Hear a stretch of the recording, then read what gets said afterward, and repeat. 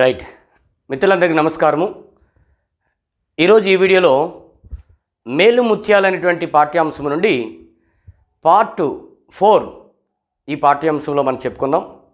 మిత్రులారా, మరి ఈ వీడియోలో మనకి ఉన్నటువంటి పద్యాలన్నీ కూడా మనం చెప్పుకోవడానికి ప్రయత్నం చేద్దాం. ఇందులో మనము తేటగీతి పద్యంలోకి వెళ్తే ఒక చక్కని పద్యాన్ని, 9వ పద్యాన్ని మనం చెప్పుకుందాం. అందులో చాలా చక్కని పద్యాన్ని మీకు ఒకసారి చదివి వినిపిస్తాను. సత్య సూక్తి ఘటించు ధీజడి మమాంచు గౌరమ సంగు జనులకు కలుషమడచు కీర్తి ప్రకటించు చిత్త విస్ఫూర్తి చేయు సాధు సంగంబు సకలార్థ సాధకంబు. ఇందులో సత్య సూక్తి ఘటించు ధీజడిమ మాంచు అన్నాడు. చాలా చక్కని పదాలు. ఒకసారి మీకు భావాన్ని నేను చెప్తాను చూడండి. అంటే ఈ పద్యం యొక్క సారాంశం ఏంటి అని అడిగితే, సాధు సంగంబు సకలార్థ సాధకంబు. సాధు సంగంబు సకలార్థ సాధకంబు. సాధు సంగంబు అంటే మంచి వాళ్ళతో స్నేహము. మంచి వాళ్ళతో స్నేహము ఏం చేస్తట? సకలార్థ సాధకంబు అంటే సమస్తమైన కార్యాలని కూడా సాధించేలా చేస్తుంది. మంచి వాళ్ళతో స్నేహం చేస్తే ఏదైనా సాధించగలము అని ఈ పద్యం యొక్క భావము. అందుకనే సాధు సంగంబు సకలార్థ సాధకంబు. సాధు సంఘం అంటే మంచి వాళ్ళతో స్నేహం చేస్తే ఎలాంటి కార్యమైనా నెరవేరుతుంది. దాని గురించి చక్కని ఉదాహరణ ఇచ్చాడు. సత్య సూక్తి ఘటించు. సత్య సూక్తి అంటే మంచి మాటలు, సత్యమైనటువంటి మంచి మాటలను ఘటించు అంటే చేకూరుస్తుంది. మంచి వాళ్ళతో సహవాసం చేస్తే ధీజడిమ మాంచు అంటే మనలో ఉన్నటువంటి మందకొడితనం పోద్దంట. మంచి వాళ్ళతో స్నేహం చేస్తే ఎంత మేలనేది ఈ పద్యం. మంచి వాళ్ళతో స్నేహం చేస్తే ధీజడిమ మాంచు అంటే మందకొడితనం పోతుంది, అంటే లేజినెస్ పోతుంది. గౌరవ సంగు. గౌరవం అంటే గౌరవ ప్రతిష్టలు పెరుగుతాయంటండి. మంచి గౌరవం కూడా వస్తుందంట మనకి మంచి వాళ్ళతో స్నేహం చేస్తే. అంతేకాదంట, చూడండి, జనులకు కలుషమడచు. మనుషులకి కలుషం అంటే పాపము. పాపం కూడా పోతుందంటండి మంచి వాళ్ళతో స్నేహం చేయడం వల్ల. కలుషమడచు అంటే జనులకు పాపం కూడా పోగొడుతుంది. కీర్తి ప్రకటించు. సాధు సంఘంబు వల్ల మంచి పేరు ప్రతిష్టలు వస్తాయట. చిత్త విస్ఫూర్తి చేయు. చిత్తం అంటే మనసు. మనసు కూడా బాగుపడుతుంది. కాబట్టి ఇదంతా దేని వల్ల జరుగుతుందంటే సాధు సంగంబు సకలార్థ సాధకంబు. మంచి వాళ్ళతో స్నేహం చేయడం వల్ల ఇదంతా మనకి జరుగుతుంది మేలు. ఇది మనకి ఈ పద్యాన్ని సుభాషిత రత్నావళి గ్రంథకర్త మరి ఏనుగు లక్ష్మణ కవి రాసినటువంటి ఈ పద్యము. ఇందులో మనకి కలుషమడచు అనే పదం చూస్తే మనకు ఒక సంధి కనిపిస్తుంది. కలుషము, కలుషము ప్లస్ అడచు. అడచు అనే పదములో ఉత్వ సంధి మనకు కనిపిస్తుంది. ఉత్తునకు అచ్చుపరమైంది కాబట్టి ఉత్వ సంధి కనిపిస్తుంది. కాబట్టి ఈ పద్యాన్ని యొక్క భావాన్ని చూసాం. చివరిగా ఈ పాఠంలో చివరి పద్యం మనం చూద్దాం. చాలా మంచి పద్యము, శేష పద్యం ఉంది మనకిక్కడ. శేషపద్యం తర్వాత మనకి శేషపద్యం పూర్తి అవ్వాలంటే దాని కింద మరి దాని తర్వాత మరి ఆటవేల్ద పద్యం కానీ తేటగీత పద్యం కానీ ఉండాలి. ఇక్కడ శేషపద్యం తర్వాత తేటగీత పద్యం ఇచ్చాడు. ఈ పద్యంతో మనకి ఈ పాఠ్యాంశం పూర్తవుతుంది. చూద్దాం. తల్లి గర్భము నుండి ధనము తేడవ్వడు, వెళ్ళిపోయిన నాడు వెంటరాదు. లక్షాధికారైన లవణమన్నమే కాని మెరుగు బంగారంబు మృంగబోడు. విత్తమార్జన చేసి విర్రవీగుటె కాని కూడబెట్టిన సొమ్ము కుడువబోడు. పొందుగా మరుగైన భూమి లోపల పెట్టి దాన ధర్మము లేక దాచి దాచి తుదకు దొంగల కిత్తురో దొరల కౌనో తేనె జుంటీగలియవా తెరువరులకు భూషణ వికాస శ్రీధర్మపుర నివాస దుష్ట సంహార నరసింహ దురిత దూరా. ఇది చాలా మరి సులువుగా అర్థమైన పద్యం.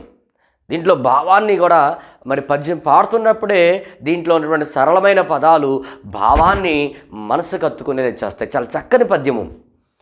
తల్లి గర్భము నుండి ధనము తేడవ్వడు అంటే పుట్టిన ప్రతి మనిషి, తల్లి గర్భంలోంచి పుట్టిన ప్రతి మనిషి పుడతా ఎవడు కూడా ధనాన్ని పట్టుకుని రాలేడు.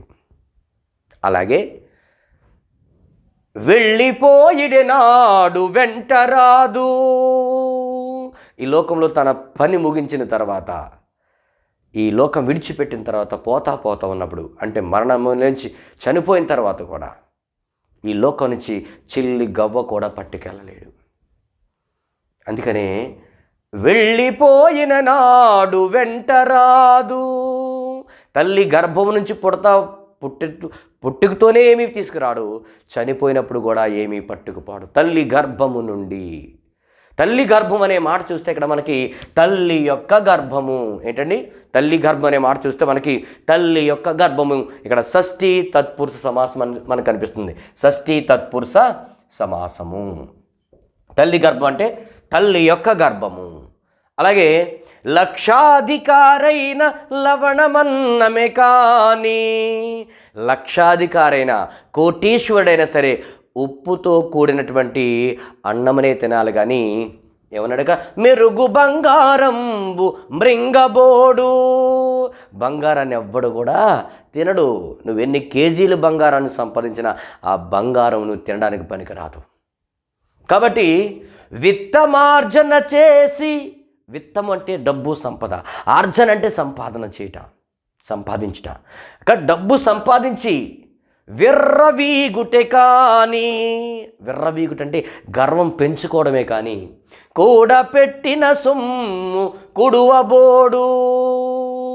కాబట్టి కూడబెట్టమంటే ఆ దాచుకున్న డబ్బుని ఎవ్వడు కూడా ఆ సొమ్ముని తినలేడు. డబ్బుని ఎవడో తినలేడండి. దాంతో నువ్వు సుఖాన్ని అనుభవించవచ్చేమో కానీ దాన్ని మాత్రం నువ్వు తినలేవన్నాడు ఇక్కడ కర్త. కాబట్టి పొందుగా మరుగైన భూమి లోపల పెట్టి, పొందుగా అంటే చక్కగా డబ్బు సంపాదిస్తూ ఏం చేస్తారా, పొందుగా మరుగైన, చాలా చక్కగా బాగా మరుగైన భూమి లోపల పెట్టి, ఏంటంటే చాటైనటువంటి, అంటే ఈ రోజుల్లో డబ్బులు కూడా భూమిలోను లేకపోతే ఇంటిలోను ఎక్కడెక్కడో కప్పి పెడుతూ ఉంటారు. కాబట్టి ఆ భూమి లోపల పెట్టి, భూమి యందు దాచి చేస్తేనంట, చూడండి, పొందుగా మరుగైన భూమి లోపల పెట్టి, అలా భూమి లోపల నువ్వు దాచుకుని ఉంటే దానివల్ల ఎటువంటి ఉపయోగం లేదంట. చూడండి, దాన ధర్మము లేక దాచి నువ్వు సంపాదించినంత ధనం అంతా కూడా నువ్వు దాన ధర్మాలు లేకుండా అలా దాచుకుంటూ ఉంటేనంట, చూడండి అదేమవుద్దంట, తుదకంటే చివరకు, తుదకు దొంగలకిత్తురో, దొంగలకు ప్లస్ ఇత్తురో. ఏంటంటే ఇక్కడ దొంగలకు ప్లస్ ఇత్తురో, ఇక్కడ ఉత్వసంధి ఉంది. దొంగలకు, చూడండి, దొంగలకు ప్లస్ ఇత్తురు. కాబట్టి ఉత్తునకు అచ్చుపరమైంది కాబట్టి ఇక్కడ ఉత్వసంధి. దొంగలకు ఇత్తురు, దొరలకు అవును, దొరలకు ప్లస్ అవును. కాబట్టి తుదకు దొంగలకిత్తురో దొరలకవునో. దొరలంటే ఇక్కడ ఎవరండి, సర్కారు వారు అవ్వచ్చు, ప్రభు అవ్వచ్చు, ప్రభుత్వం అవ్వచ్చు. ఇక్కడ ఒక విషయం ఉంది, చట్ట ప్రకారంగా కూడా భూమిలో దొరికినటువంటి దాచిన సొమ్ము అది చట్ట ప్రకారంగా సర్కారు వారికి చెందుతుంది అంటండి. అందుకని తుదకు ఏమవుతుందంటే దొంగలు కానీ లేకపోతే ప్రభుత్వం వారు కానీ దాన్ని స్వాధీనం చేసుకుంటారు. దాన్నే దేంతో పోల్చాడంటే, తుదకు దొంగలకిత్తురో దొరలకవును తేనె జుంటీగలియవా తెరువరులకు. తేనె జుంటీగలు అంటే తేనెటీగలు. తేనెటీగలు ఏమిస్తాయండి, తేనెను సంపాదిస్తాయి, తేనెను సమకూర్చుకుంటాయి. తేనె జుంటీగలియవా. కాబట్టి జుంటీగలు తేనెటీగలు తేనెని సమకూర్చుకుంటాయి కదా, ఆ సమకూర్చుకున్నటువంటి ఆ తేనెనంట అవి త్రాగవు. దారంటి పోయేటువంటి తెరువరుల కంటే బాటసార్లు వశం అవుద్దంట. అంటే తేనెటీగలు తేనెను సంపాదించుకుంటాయి కానీ అవి త్రాగవు. అవి దారంట పోయేటువంటి బాటసార్లకు అవి వారు దొంగిలించడం జరుగుతుంది. కాబట్టి అవి వాళ్ళ వశం అవుతాయి. అందుకనే అంటున్నాడు మకుటం. ఇక్కడ మనకి ద్విపాద మకుటం ఉంది. ఇక్కడ జాగ్రత్త, ద్విపాద మకుటం అంటే మనకి 2 పాదాల్లో మకుటం ఇచ్చాడు. భూషణ వికాస, భూషణం అంటే ఆభరణముల చేత శోభిల్లేవాడా ఓ భూషణ వికాస, శ్రీధర్మపుర నివాస, శ్రీధర్మపురములో నివసించేవాడా ఓ శ్రీధర్మపుర నివాస, దుష్ట సంహార, దుష్టులను సంహరించేవాడా, దురిత దూర, పాపాలను దూరం చేసేవాడా ఓ నరసింహ. అందుకని భూషణ వికాస శ్రీధర్మపుర నివాస, దుష్ట సంహార నరసింహ దురిత దూరా. ఓ ఆభరణాల చేత శోభిల్లేవాడా ఓ నరసింహ, ఓ దురిత దూరా. కాబట్టి ఇలాగా ఈ పద్యంలో ద్విపాద మకుటంతో భూషణ వికాస శ్రీధర్మపుర నివాస అంటే, భూషణ వికాస అంటే ఆభరణాల చేత శోభిల్లేవాడా, శ్రీధర్మపుర నివాసుడా, దుష్టులను సంహరించేవాడా, పాపములను దూరం చేసేవాడా ఓ దురిత దూరా ఓ నరసింహ. తల్లి గర్భము నుంచి ఎవడు డబ్బును తీసుకురాలేడు, పోతున్నప్పుడు ఎవడు పట్టుకుపోడు. లక్షాధికారైన ఉప్పుతో కూడిన అన్నమే తినాలి కానీ బంగారాన్ని ఎవడూ తినలేడు. విత్తమార్జన చేసి గర్వం పెంచుకోవడమే కానీ కూడబెట్టినటువంటి ఆ సొమ్ముని ఎవడు తినడు. చక్కగా డబ్బుని దాచుకుని భూమి లోపల కప్పెట్టుకున్నప్పటికీ దాన ధర్మం లేకుండా నువ్వు దాన్ని సంపాదిస్తే తొదకది దొంగల కానీ లేకపోతే ప్రభుత్వం వారు కానీ స్వాధీనం చేసుకుంటారు. కాబట్టి తేనెటీగలు తేనెను సంపాదిస్తాయి కానీ అవి దారంట పోయేటువంటి బాటసార్లు వశమవుతుంది ఓ భూషణ వికాస అంటూ చాలా చక్కనటువంటి ఈ పద్య భావాన్ని చాలా మరి కాకోత్సము శేషప్ప కవి రాస్తాడు. నరసింహ శతకంలో ఇది రాసినటువంటి కవి ఎవరంటే కాకుత్సం శేషప్ప కవి అనేటువంటి ఈ కవి చక్కనటువంటి ఈ పద్యాన్ని రాయడం జరుగుతుంది. ఎందుకంటే ఆయన రాసిన శతకం పేరు నరసింహ శతకము. కాబట్టి మిత్రులారా, చక్కనటువంటి ఈ 10 పద్యాల్ని మనం నేర్చుకున్నాం. ఇది అందరికీ మీకు చాలా సులువైన పద్యం. ఈ చక్కని సులువైన పద్యాన్ని అందరికీ తెలిసిన పద్యము. కాబట్టి ఇది ఎవరు రాశారో తెలియాలి, ఏ శతకంలో వచ్చిందో మనం తెలుసుకోవడం జరిగింది. కాబట్టి దీని మీద వచ్చేటువంటి ప్రశ్నలన్నీ కూడా ఒకసారి మరలా చూద్దాం. రైట్, మరి ప్రశ్నలు చూద్దాం ఒకసారి. ముఖ్యమైనటువంటి ప్రశ్నలు. 10,000 సైన్యము, చూడండి ఇక్కడ 10,000 సైన్యము అనే పదము ఏ సమాసం అని అడిగాడు. 10,000 సైన్యం అంటే ఎప్పుడైతే సంఖ్య వచ్చిందో 10,000, 20,000, 3, 4 అని పూర్వపదంలో సంఖ్యా ప్రాధాన్యత ఉంటే అది ద్విగు సమాసముగా మనం చెప్పాలి. అందుకనే 10,000 సైన్యం అంటే అనే పదం ఏ సమాసం అంటే ఇది ద్విగు సమాసంగా చెప్పాలి. రైట్, 10,000 సైన్యముతో సమానమైనది ఏమిటి? మనం చెప్పుకున్న పద్యాల్లో 10,000 సైన్యముతో సమానమైనది ఏమిటంటే ఆన్సర్ పత్రిక. 10,000 సైన్యంతో సమానమైనది ఏంటండి? పత్రిక. మూడో ప్రశ్న చూద్దాం మనం. మూడో ప్రశ్న, 1,000,000 మంది మిత్రులతో పోల్చదగినది ఏమిటి? 1,000,000 మంది మిత్రులతో పోల్చదగినది ఏమిటనంటే అది కూడా పత్రికే. అది కూడా పత్రికే. నాలుగో ప్రశ్న చూద్దాం. నాలుగో ప్రశ్న, ప్రజలకు రక్షణ ఇచ్చేది ఏమిటి? ప్రజకు రక్ష లేదు అన్నాడు పద్యంలో, అందుకని ప్రజలకు రక్షణ ఇచ్చేది ఏమిటంటే అది కూడా పత్రికే. ఐదో ప్రశ్న చూద్దాం. పత్రిక ఒకటి ఉన్న 10,000 సైన్యము అన్న కవి ఎవరు? చాలా ముఖ్యమైన పద్యం అండి అది, చాలా చాలా ముఖ్యమైన పద్యము. అందుకని పత్రిక ఒకటి ఉన్న 10,000 సైన్యం అన్న కవి ఎవరంటే 20వ శతాబ్దికి చెందిన కవి నార్ల వెంకటేశ్వరరావు. మరొక ఆరో ప్రశ్న చూద్దాం. ఉదయము పూట నీడతో పోల్చదగినది ఏమిటి అన్నాడు. మనం ఉదయం పూట నీడతో పోల్చదగినది ఏమిటంటే ఉదయం పూట నీడ ఎవరితో పోల్చారంటే చెడ్డవాళ్లతో స్నేహం. ఉదయం పూట నీడతో ఎవరిని పోల్చారండి? చెడ్డవాళ్లతో స్నేహాన్ని పోల్చడం జరిగింది. తర్వాత 7వ ప్రశ్న చూద్దాం. ఉదయం పూట నీడ లక్షణం ఏమిటి? ఉదయం పూట ఉన్నటువంటి నీడ యొక్క లక్షణం ఏంటంటే మొదట ఎక్కువగా ఉండి క్రమక్రమంగా తగ్గిపోతుంది. మొదట ఎక్కువగాను తర్వాత క్రమక్రమంగా అది తగ్గిపోతూ ఉంటుంది. అది ఉదయం పూట యొక్క నీడ యొక్క లక్షణము. 8వ ప్రశ్న చూద్దాం. సాయంకాలపు నీడ ఎవరితో స్నేహాన్ని తెలియజేస్తుంది? సాయంకాలపు నీడ ఎవరితో స్నేహాన్ని తెలియజేస్తుందంటే మంచి వాళ్ళతో స్నేహాన్ని తెలియజేస్తుంది. చాలా మంచి ప్రశ్నలండి. తర్వాత నీవు బుద్ధిమంతుడు అయితే ఎవరితో స్నేహాన్ని కోరుకుంటావు అంటే సజ్జనులతో స్నేహాన్ని కోరుకుంటాం. ఎవరితో స్నేహాన్ని కోరుకుంటాం? బుద్ధిమంతుడైతే సజ్జనులతో స్నేహాన్ని కోరుకుంటాం. రైట్. 10వ ప్రశ్న చూద్దాం. చాలా ముఖ్యమైన ప్రశ్న. దినపూర్వ పరభాగ జనితమైన ఛాయపోలిక కుజన సజ్జనుల మైత్రి. ఈ వాక్యములో గల అలంకారం ఏంటని అడిగాడు. చాలా చాలా ఇంపార్టెంట్ బిట్ ఇది. చూడండి, దినపూర్వ పరభాగ జనితమైన ఛాయపోలిక, ఇక్కడ మనకి కనిపిస్తుంది ఛాయపోలిక కుజన సజ్జనుల మైత్రి. ఈ వాక్యంలోని అలంకారం అంటే పోలిక చెప్పే అలంకారం కాబట్టి ఇది మనకి ఉపమా అలంకారము. రైట్. 11వ ప్రశ్న చూద్దాం. భర్తృహరి రచించిన సుభాషితాలను తెలుగులోకి అనువదించిన కవి. భర్తృహరి సుభాషితాలను తెలుగులోకి అనువదించిన కవి ఈ పాఠంలో ఎవరయ్యా అంటే మనకి ఏనుగు లక్ష్మణ కవి. తర్వాత చూద్దాం. 12వ ప్రశ్నకి వెళ్దాం. కుజన సజ్జనులు, ఇక్కడ 2 మాటలు ఉన్నాయి మనకి.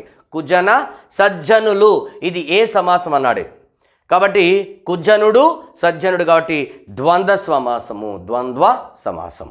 తల్లి గర్భము ఏ సమాసం అన్నాడు? తల్లి యొక్క గర్భము కాబట్టి ఇప్పుడే మనం పాఠాలను చెప్పుకున్నాం, షష్ఠీ తత్పురుష సమాసం. అలాగే లక్షాధికారి ఏ సమాసం అని అడిగేది? లక్షలకు అధికారికి ఎక్కువ వచ్చింది కాబట్టి కిన్కుని యొక్క లోన్ లోపల కాబట్టి ఇది కూడా షష్ఠీ తత్పురుష సమాసమే. 14వ ప్రశ్న అయింది కాబట్టి మరి 15 చూద్దాం. దాన ధర్మములు కాబట్టి ఇక్కడ ఇది కూడా ఏ సమాసం అని అడిగాడు? దానము ధర్మము. ఇది కూడా 2 ఉభయపద ప్రాధాన్యత కలిగింది కాబట్టి ఇది కూడా ద్వంద్వ సమాసమే. సాధు సంఘంబు, చాలా చక్కని పదము, అంటే మంచివారితో స్నేహం. సాధు సంఘం అంటే మంచివారితో స్నేహం. కాబట్టి ఈ సాధు సంఘం అనే పదం ఏ సమాసం అంటే సాధువుల యొక్క సంఘము. సాధు సంఘం అంటే సాధువుల యొక్క సంఘము. అందుకని ఇది కూడా యొక్క వచ్చింది కాబట్టి షష్ఠీ తత్పురుష సమాసము. చివరిగా మనకి మరొక 2 బిట్లు చూద్దాం. లక్షాధికారి అనేది ఏ సంధి అని అడిగితే లక్ష ప్లస్ అధికారి. లక్షలో ఆ ఉంది, ఆకి ఆపరమైంది, దీర్ఘం వచ్చింది కాబట్టి లక్షాధికారి సవర్ణ దీర్ఘ సంధి. తర్వాత చూద్దాం చివరి బిట్టు. కలుషమడచు, చాలా ఇంపార్టెంట్, పద్యంలో కూడా ఉంది. కలుషమడచు ఇది ఏ సంధి అంటే కలుషము ప్లస్ అడచు అంటే ఉత్తున ఖర్చు పరమైంది కాబట్టి ఇది ఉత్వ సంధి. ఉత్తున ఖర్చు పరమైనప్పుడు సంధి నిత్యము కాబట్టి కలుషం అడచు అనేది ఉత్వ సంధి. ఇలా చాలా ముఖ్యమైన ప్రశ్నలను మనం చెప్పుకోవడం జరిగింది. కాబట్టి మిత్రులారా, ఈ పద్యాలన్నీ మీరు బాగా చదివి మరి దీంట్లో వచ్చేటువంటి ఈ యొక్క వ్యాకరణాంశాలు, ఈ ప్రశ్నలు కూడా చదవాలని మనం చేస్తున్నాను. రైట్. ఇందులో కొన్ని ముఖ్యమైనటువంటి ప్రకృతి వికృతి పదాలను చూద్దాం. సత్యము అనే ప్రకృతి పదానికి సత్యము అనేటువంటి పదము వికృతి. సత్యము.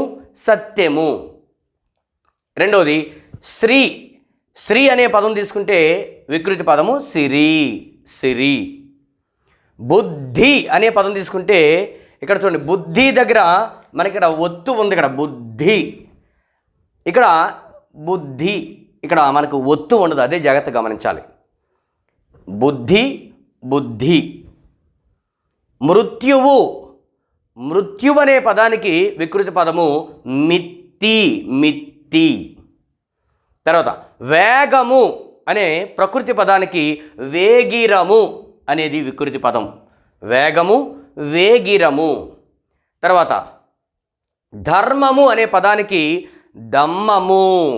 ధర్మము అనే పదానికి వికృతి పదము దమ్మము. ప్రాణము అనేటువంటి ప్రకృతి పదానికి పానము. ద్రవ్యము అనేటువంటి ప్రకృతి పదానికి ద్రవ్యము అనే ప్రకృతి పదం చూస్తే ఈ పాఠ్యాంశంలోంచి మనకి ద్రవ్యం అనే దానికి వికృతి పదము డబ్బు, డబ్బు. మతి అనే పదము వికృతి పదం అయితే, ప్రకృతి అయితే మది, మది వికృతి పదం. హృదయం ప్రకృతి అయితే హృదయానికి యద, ఎడద అంటాం. చివరిగా కవి అనే ప్రకృతి పదానికి వికృతి పదము కయి, కవి, కయి. కాబట్టి మిత్రులారా, మనం ఇలా ఈ పాఠ్యాంశం అంతటిని కూడా మనం చెప్పుకోవడం జరిగింది. కాబట్టి ప్రతి పాఠ్యాంశాన్ని మీరు చక్కగా చదవాలని మనం చేస్తూ మీ యొక్క చిందాడ చిన్నోడు. Thank you very much. ధన్యవాదాలు మీ అందరికీ.